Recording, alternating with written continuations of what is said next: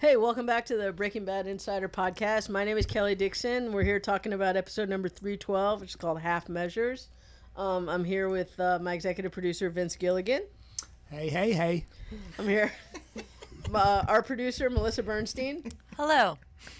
And very special guest today, we've got Bryan Cranston in the house. Hello there.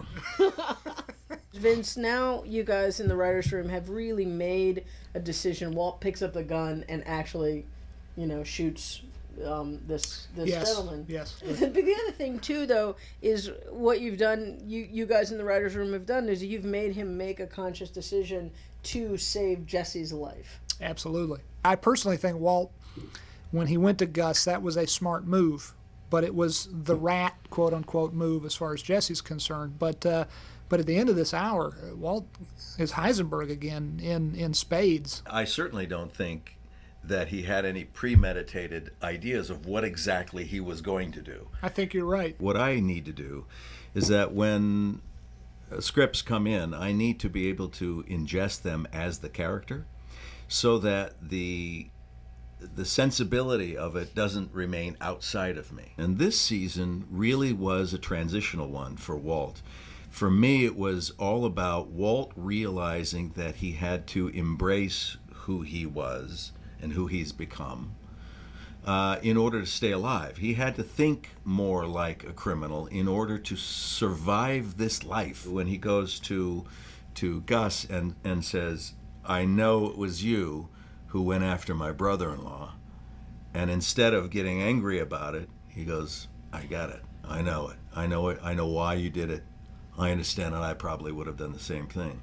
And it may be a surprise to the viewers, but to me, it wasn't a surprise. It was a acknowledging of the transition that he's making. And this scene, it's good we're talking about that other scene, because this scene feels like of a piece with that scene. In 312, in the scene where Walt is sitting at Gus's right on hand. his side of the table, Yeah. which we've seen before in earlier episodes when the cousins were there with Uncle Tio. Everybody was on the other side of the Yes. desk, and Gus was alone. Gus has never had, you're right, Gus has never had someone on his side of the table. His side of the table is very visual impact. Very smart. Yeah. Hey, Melissa, talk a little bit about Adam, who has directed more episodes for us than anybody. Yeah, this was his 6th episode for us, actually.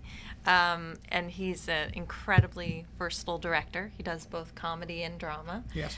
He's constantly doing pilots and very much in demand, so we are very lucky to get him. Tell him about his wife. And his wife, Jessica Hecht, who plays Gretchen on our show. Let's talk a little bit about our teaser because... Which our own Vince Gilligan had a very direct hand let's in. talk. What was the genesis of that, Vince? We just love the idea of using the song, the wonderful old song by the Association, Wendy, and yet showing a day in the life of Wendy, our lovable meth whore. Julie, I need to stress again, Julie is nothing like Wendy. She doesn't look like her. She doesn't act like her in any way, shape, or form. She's a very pretty lady. We put a lot of makeup on her teeth and whatnot. But she had to be in character for hours. Yeah, we shot a time lapse. The very first guy that shows up, there's a car pulls up, and she goes over to the car, and she's talking in the window to the guy, and I'm annoyed because I hadn't called action on the car yet, so I turned to Ben Scissors, our AD, and I said, "Ben, man, I didn't give the cue for the car." And he says, "That's not one of ours." So Ben gets on his bullhorn. He says, "Julie, do not get in the car." Let's talk a little bit about the end of the episode. Was it just dummies that they used? No, there's There's nothing. There's nobody there. Nobody's there.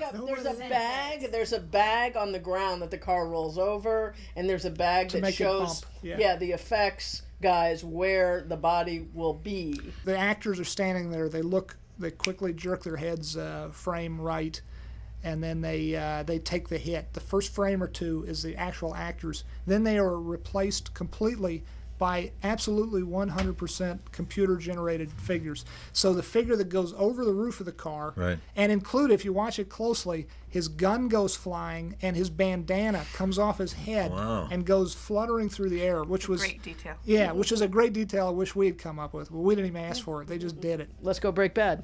Yay.